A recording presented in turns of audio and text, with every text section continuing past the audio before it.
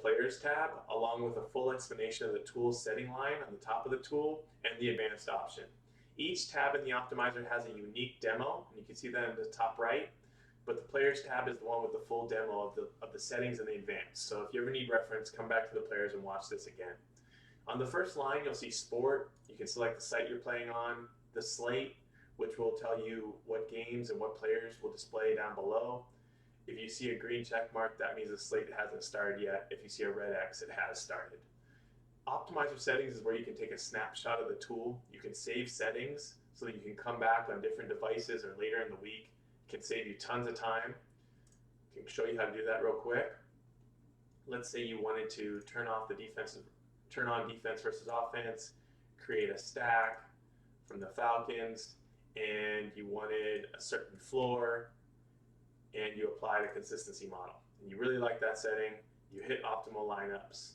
You like what you see, but you don't have time to run through this right now, or you just want to save it. So you go up here and you just click this plus button. You name it, cache stack, ATL, click OK, and that settings profile will be there for you throughout the week. You can go back and work off a default again. You can create additional. You could go back to the same profile, continue to work on it, update it, and then go back and save those settings, or you could delete that profile. So this is really powerful and worth the upgrade alone, in my opinion. So then you can hide or show advanced options to see more of the screen below. This is a troubleshooting icon where you can click on it at any time and run through some of the common issues if you were to hit something like not being able to generate lineups. You can always reset all, and then worst case scenario, you nuke the tool, which essentially clears the cache and wipes out anything you've done. So that's a last case scenario. Okay, the first line of the advanced options includes projections, where you can select from preloaded projections for cash games, GPP, last 3, fantasy points average, last 7, and we'll also be adding season long as the season goes along. If you purchase premium projections on our projections tab for DFSR, 444, or another partner, you'll be able to see those there. Whatever you select in this dropdown becomes the projections in the projection column for the entire tool. You can upload your own projections. It's real easy. You can name the files. You just download our player file. I'll show you what that looks like real quick.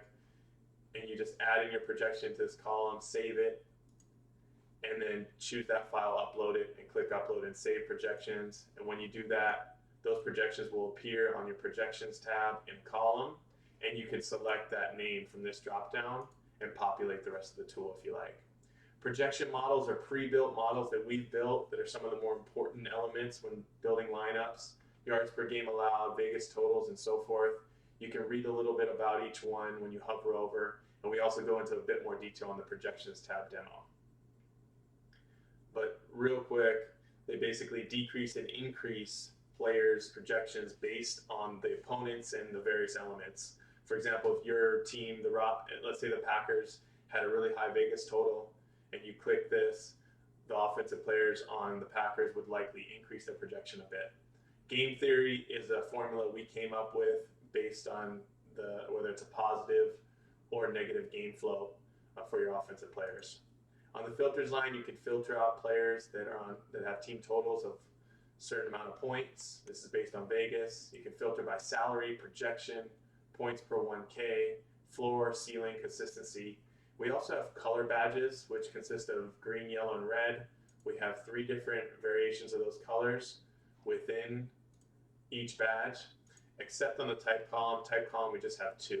We have 2 in green, 2 in yellow, and 2 in red. But for the others, you can sort by color, and you can see the lightest red would be the lowest tier play, medium red and dark red, and it goes up to all the way up to yellow and green. So you can turn that off if it just becomes too much or you don't care about what we have to say. The next line is your options, defense versus offense. These are all self-explanatory. You can hover over and see the tooltip. You can set the max players per team, lock the flex position. If you create stacks in the stack generator, you can bring those over, and you can set the number of lineups you want those stacks to appear in. Our exposure functionality is tops in the industry. If you turn this on, the player column down here will allow you to edit. And let's say you added 50% of exposure for Derek Carr. That's telling the optimizer that he can appear in 50% or less of the lineups. So if you're generating 10 lineups, he can appear in 5 or less. You're leaving it up to the optimizer. If you locked a player with exposure on, the exposure will change to 0, and you set that manually. And what you're doing is you're locking that player into this exposure. So you're telling the optimizer it has to include Derek Carr into 5 of these 10 lineups, and he'll be locked in. So this is a super powerful feature to diversify risk, to really take a higher level of control. Global player exposure is a way to diversify all your lineups. It sets the exposure for all players. So you know that a certain player won't be in a lineup more than 25% of the time, or whatever you set this as. So a great way to diversify your risk if you're doing multiple lineups. The stack line is where it's really at. This is where I have the most fun. You can add additional stacks. You can add multiple stacks. You can tell the optimizer to select a stack from any team, or you can select a specific team. You can tell the optimizer how many stacks to include in your total lineups. You can select the number of players in each stack and select the positions for each stack. You can delete the stack by clicking the delete icon. I haven't seen any other optimizer in the industry get close to this type of stack functionality. Super powerful and super fun. Down below we have the bulk update section. You can search for a player or just hit the drop down and find a player you like. Once you select that player, he'll be selected into the bulk update, and then you can take actions on all the players in this box at once. This will save a ton of time. You can lock a bunch of players you like, exclude a bunch of players you don't. You can adjust the projection of these players at once. You can set exposure for these players at once. So this is a great time saver. Get to know this section. You can also, as you're going through your research in the tables, if you hit this heart, that'll send them up to the bulk update section as well. And if you click it again, that'll remove these players. You can also click the X to remove them, or just keep clicking backspace or hold down backspace and you can remove all those really quickly. If you had a ton of players in there, you could also reset the entire section by doing reset bulk update. Down below that, we have player position toggles: quarterback, wide receiver, running back, tight end, and defense. And if there's more than 25 players on the screen, we paginate and you can go to the next player section. You can also search by player name or team abbreviation. If I wanted to see all the QBs on Atlanta, I could search ATL. And you can also reset your various functions. You can reset your locks, your excludes, exposure, injuries, or you can do it all.